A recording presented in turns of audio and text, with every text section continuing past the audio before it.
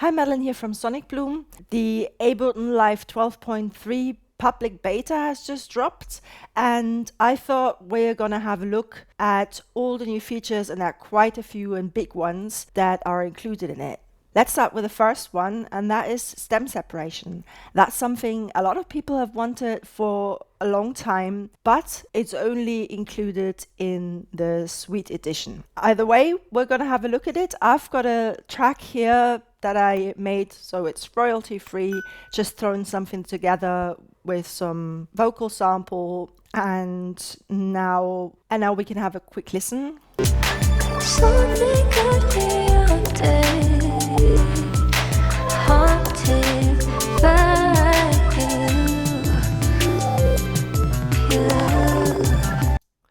Okay, so that's an idea of the track, and if we want to create stem separation, all we have to do is select the track, do a right click or control click on Mac, and then select separate stems to new audio tracks.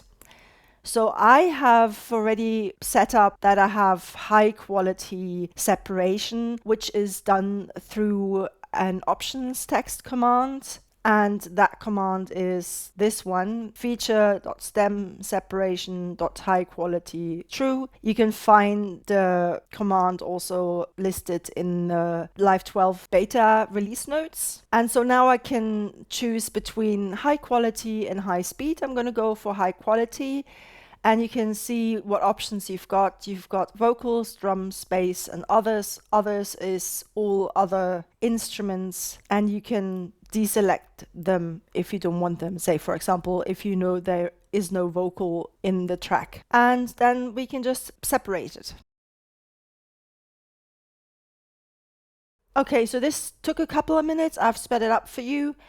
So now you can see the original track has been grayed out. If you want to reactivate it, you can just press 0, by the way. And then let's just have a listen all together. Something could be all day, haunted by you. That sounds quite good. Let's listen to the individual stems. And you can see they've been added on individual tracks within a group track. Just what I noticed. Something could be all day, haunted by you. So even though you don't know the original sample, you probably can already tell that it's not perfect, but it's definitely usable within a remix context, for example. The drums, from what I've tested, are generally quite good. I'm going to start them from the beginning.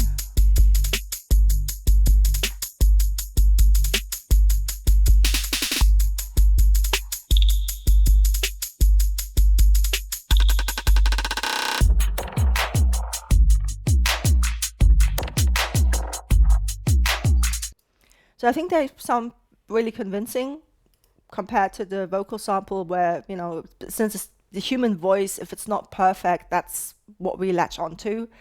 So let's have a listen to the bass.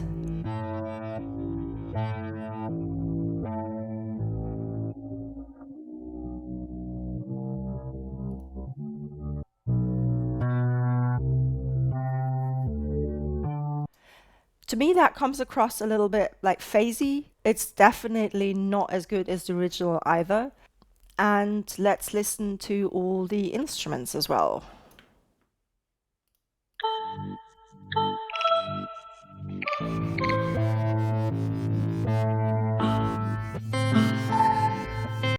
Instead of in the bass track, it was actually here in the instruments as well, before it recognized that it was a bass.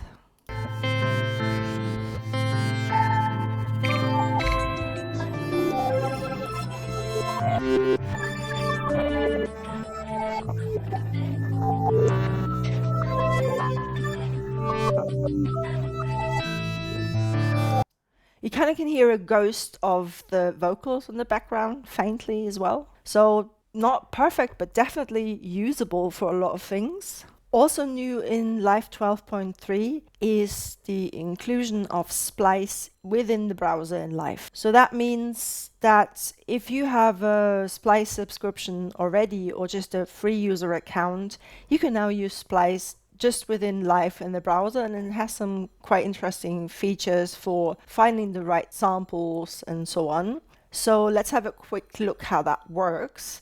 So we've got Splice here under Places. At first, it shows you, the features, and then it asks you to either log in or create a user account. I've gone through that already, and I just wanted to show that we could, for example, with the stem separated tracks, we could just look for a new vocal sample, for example. Let's maybe set that to A minor because that's the key.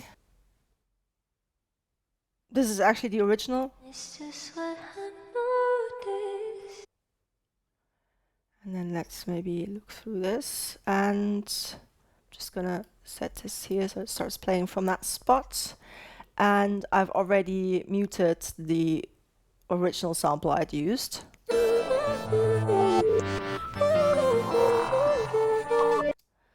So right now you can see, even though I've tried to search for A minor, here it says G, but my track is actually in A, and it doesn't give you the option if minor or major, but you can ask if it should be transposed or not.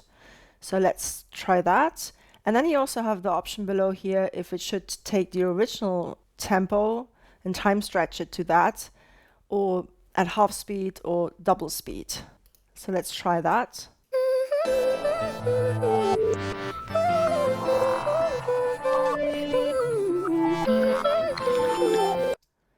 So we could also try that half speed.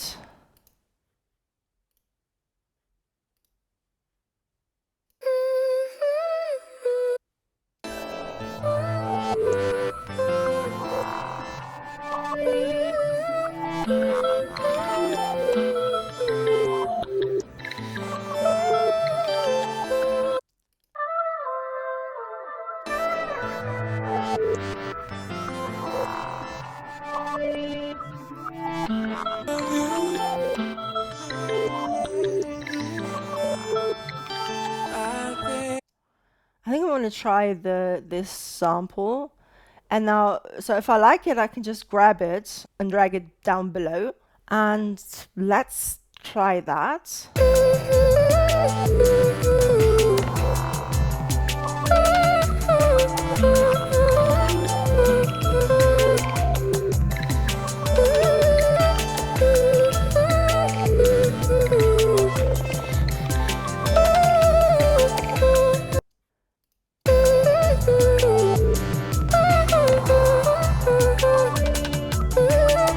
Of course, we could try different warp modes and so on, or we could just chop it up. And one thing you can notice here already is that it's been pitched up by 2 semitones, so it actually fits. So it will adjust things automatically for you if you set it down here. Another thing you can do is you can actually select a certain part.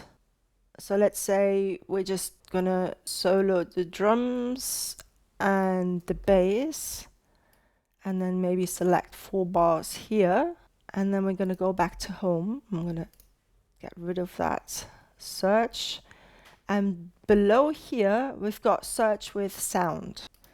So it actually analyzes the sound and then suggests samples that fit well with that. And you can drill it down by, what if it should be synth bass, different genres, and so on and so forth.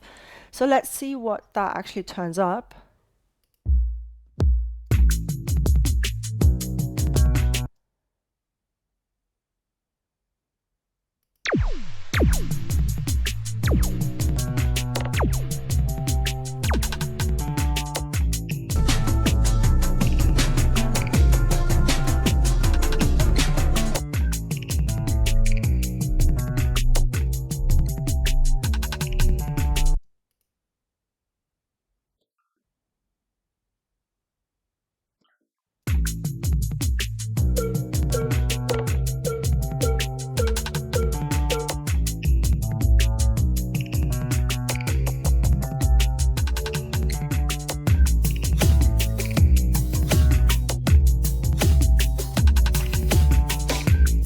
actually like, let's drag that in and just extend it.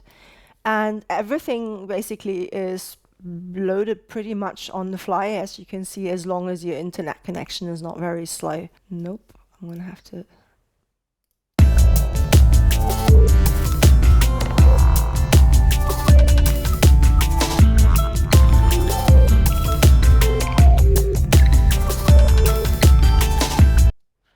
Definitely too loud, would have to turn that down. But yeah, so that's how it works. By the way, if you have downloaded anything from Splice, that will automatically turn up in your user library on the samples, and then you should find the Splice folder, and you can see that's what I've downloaded so far. And yeah, the free account has a limited amount of samples, should be about 2,500, but it might be still interesting to check out. Now let's look at other things that are new in the browser as well. You can see here, drums, instruments, and audio effects have gotten new icons and packs as well. And if I click all here, for example, it's easier to see what kind of thing it is. So for example, these are audio effects, that's a MIDI instrument, that's a MIDI effect. So the folders are not just basically empty folders, but they have their own small icons included to make it easier to see what you're dealing with. Also new are shortcuts for the filter view and the tag editor. For this, you have to have the browser already in focus, and then you can use Control Shift and F on Windows to open the filter view, or Command Shift and F on Mac, and Control Shift and E opens the tag editor for Windows, and Command Shift and E on Mac. And you also can close it up again that way again. Then for example, let's maybe go to the clips, and if I have something selected, we have these quick tags below. That's not new, but what is new is that if you, let's say for example, you want a rhythm, you can do a double click and that tag is then added to the search field. If I do double click, it replaces the previous tag again. Another thing that's new with the quick tags is that if you do a right click on one of them, is that you've got this show and then the tag name tag in editor, and then you can click on it, and here you can see that rhythm is pre-selected. So if you wanted to do something with that, like untag it for example, then that would be the quickest way to do that. Also really great is that the AutoPan has been completely overhauled, and it's now called AutoPan Tremolo. So if I just do a double click here, you can see that the design has been changed, and most notable is that we've got settings for panning and tremolo that are separated, and you can also see here below that this parameter is changed at the bottom. I don't want to go into the details of like how it works and the differences right now, but we can maybe just have a quick listen to the default and also some presets that are included with the new version.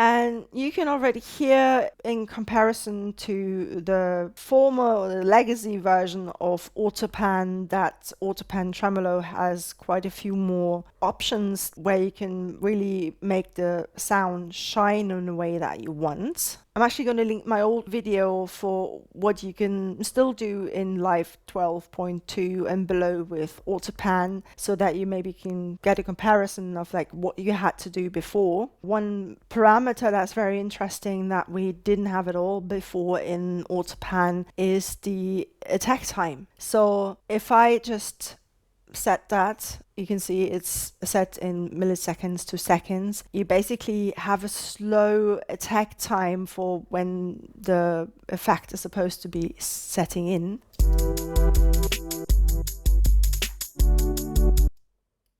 So in comparison, try that with the panning.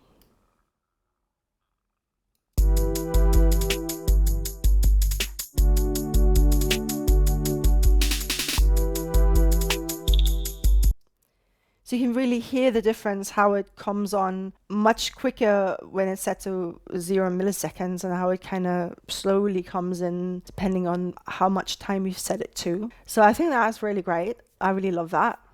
Another new feature that I'm very excited about is the possibility to A/B devices.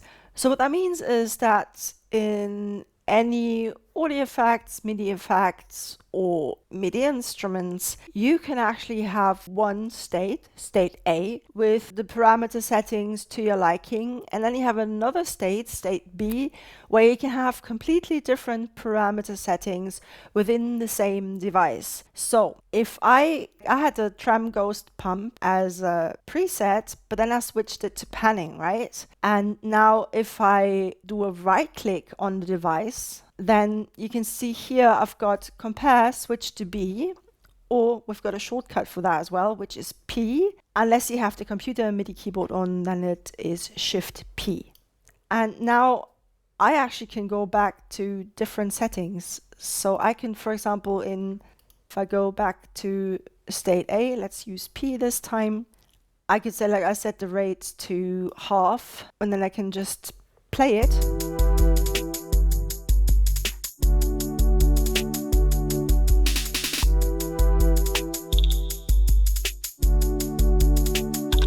And just switch. I actually changed it. So I've got B, so I'm switching it back. Right.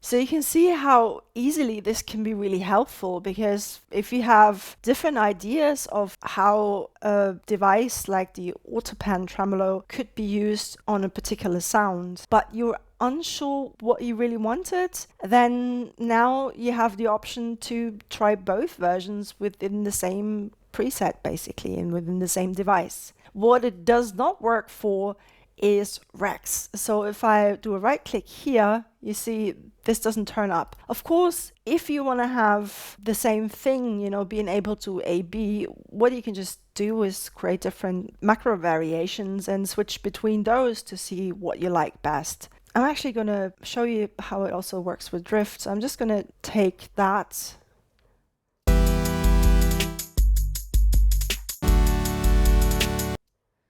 Maybe let's try.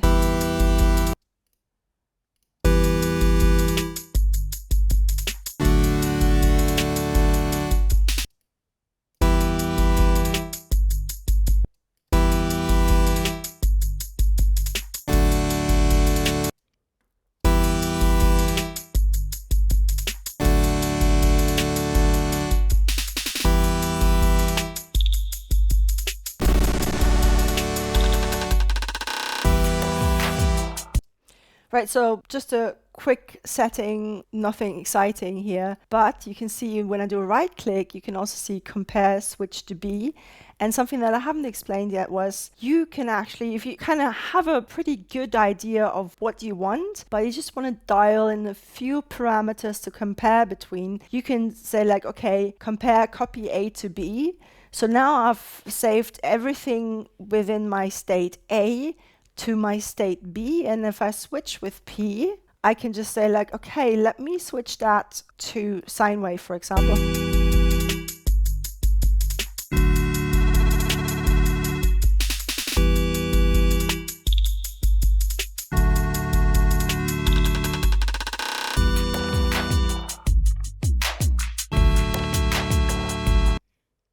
And maybe use the LFO for the low pass frequency.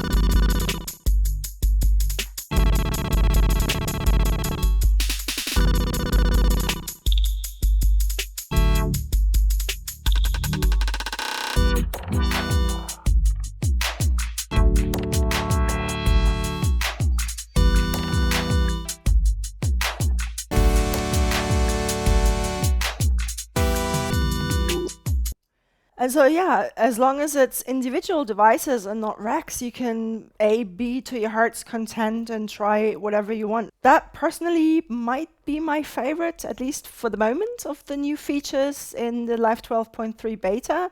Another new feature, or I should say features, is the possibility to bounce group tracks. So there's actually two commands for this. Let's start with the first one, which is bounce in place. What this does is it just replaces the whole group track with one audio track, everything rendered, and it actually renders the group through the main track, but pre-effects.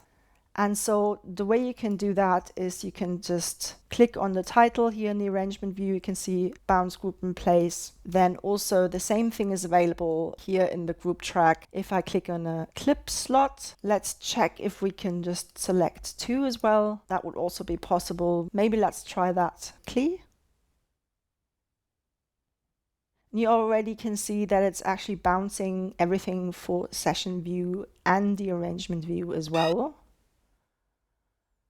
So it's actually doing everything. So anywhere where there were clips in a session view within the group, you have new audio files as well, and the same is done in the arrangement view, and you can see that it actually replaces that group track and all the tracks within it. The other option is to actually bounce a group to a new track. And the way it works to bounce it to a new track, let's start with the session view, is you can either select a group clip slot and then do a right click and bounce group to new track. And you can see there's also a shortcut. For Mac, that's Command B. Windows, it's Control B, I suppose. And so you can see now what it's done is it's simply bounced all the clips within that scene to a new clip on a new track.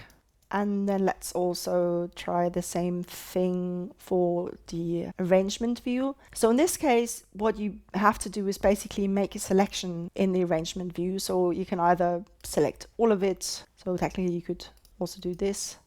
And then you can even see like bounce group tracks in place. So you could bounce everything at once as well.